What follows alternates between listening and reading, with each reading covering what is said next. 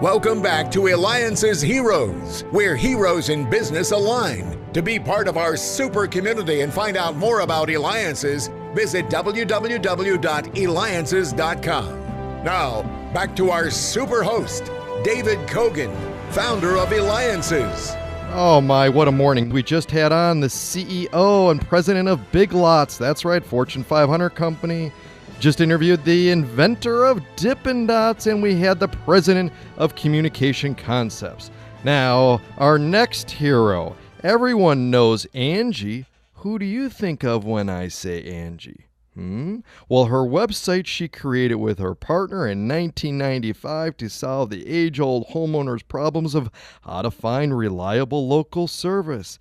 It's Angie's List, and today we have Angie Hicks, the co-founder of the company that could be reached at Angies.com. So, Angie, how do you, though, come up with this idea and it just grows into being nationally recognized? But what was the initial first spark?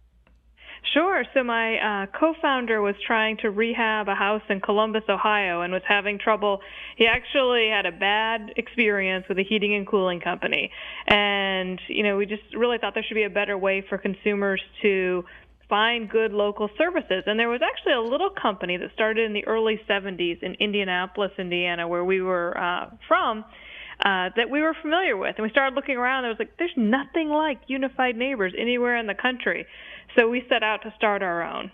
Now, Angie, your platform is used now. Fast forward, more than 3 million paid households, but you started it from scratch, right? Right. And how did you start that from scratch? Well, we had the idea of what we wanted to do, but we also had a chicken and egg problem. So, all of the information, the content was generated by the users, by the consumers. And if we roll back to 1995, this was pre-internet days. So we were doing reviews before the internet. So we were a call-in service and a magazine. So, I spent the first probably 6 months of the business actually going door to door, selling memberships and getting lists of contractors from those new members. And I remember one of our very first members, Patty Bowman, joined, and she gave me both her list of contractors she's used her entire life, as well as her holiday card list, and said, "You must call these people, and you tell them Patty said to call." Now, it's scary, though, going to door, and I mean, you have this thing, you don't know if people are going to sign up, so tell me now the feeling. So now Patty says, yes, I'm ready to sign up. I mean, you must have just been jumping out of your skin. I was. You have to know, I'm generally a quiet, shy person, so going door to door was the farthest thing from my wish list of things to do you could imagine. But we didn't have much money to start the business and didn't have a marketing budget, so that was what we tackled. So, I fondly look back at that time more as a character building experience than a sales experience. Now, how come I feel like I know you so well? Well, I think possibly is these commercials I see all the time. In fact, how cool is it seeing yourself on TV for the first time in the commercial? It was a bit surreal, for sure. As I mentioned, I'm not that kind of, I'm pretty quiet, pretty keep to myself kind of person. So, doing a TV commercial was, that too probably wasn't in my list of dream jobs. But, it really, helped to bring to life. I mean, the most common question we would get around here is, well, who's Angie? Is there an Angie? Is there a real Angie? And, the marketing team just thought it was a real opportunity to take advantage of that question and, make a much more personal connection with consumers. Incredible. And they were right, because like I said, I feel like I know you. My family feels like they know you. Your website's grown to $83 million in revenue. How long, though, did it take for all of the the momentum to take off?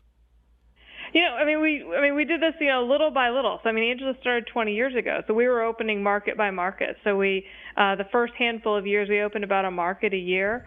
And then it was really probably in 2006 that we really took off. We went from having about 30 markets to 100 markets in about 18 months. You're listening to Eliances Heroes. We have Angie Hicks. Angie as in Angies.com. Go to her entrepreneur's line. This is David Cogan. Be part of the community. Eliances.com. Now, Angie, are you the CEO of the company? I'm the Chief Marketing Officer. So as a founding entrepreneur, what would be the best advice, though, that you can give to other entrepreneurs that perhaps are thinking about starting, building, running a company, and yet, and again, part of that magic is that what I'm looking for is that you were doing things that you were not so much particularly thinking you were going to do or comfortable, especially like going door to door. How do you share that with others that may not be comfortable, but yet have something that they know that everybody needs?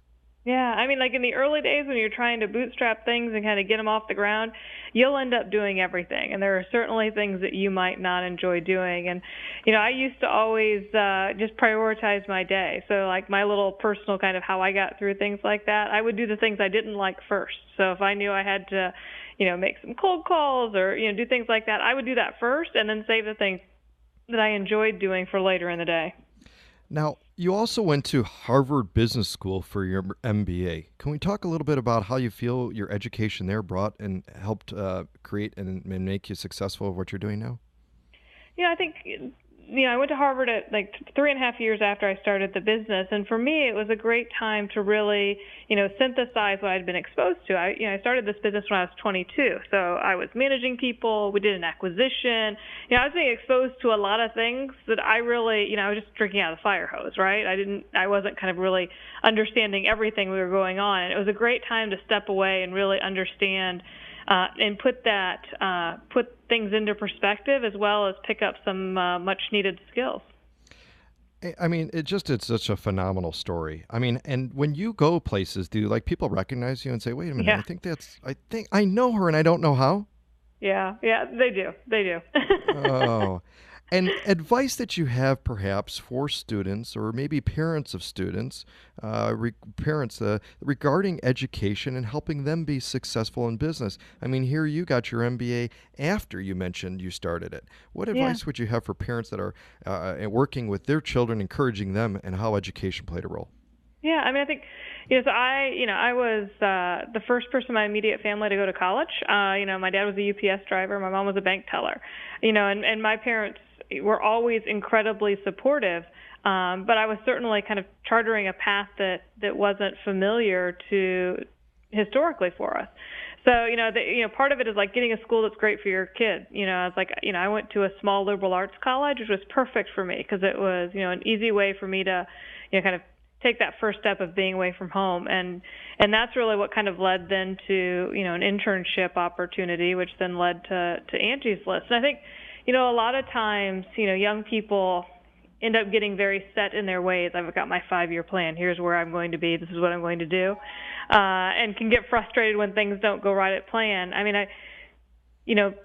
for young people, I just encourage them, like when opportunities present themselves, jump. When I had the opportunity to start Angie's List with my co-founder, he called me and said, "Hey, your parents are probably going to hate this idea. I'm going to raise a little bit of money and we can start this." It was certainly, I didn't define myself as an entrepreneur, but, look at it, here 20 years later, it was that kind of taking a leap of faith that early on. And, especially for, young people, kind of being entrepreneurial early on is harder because you don't know as much, easier because you don't have as much to risk. Angie, you had a need. You created a new platform for the masses to solve a problem. You built Angie's List from scratch, going door to door with a partner. You've grown it to a multi-million-dollar company. That's a hero. Angie Hicks. Go to Angies.com. You'll see her all the time on TV and the incredible commercials that draw you in. This is David Cogan with Eliances. Thank you again.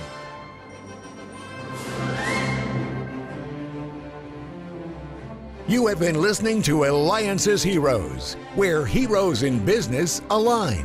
Eliances is the destination for entrepreneurs, investors, CEOs, inventors, leaders, celebrities, and startups. To present your superpower, visit www.eliances.com.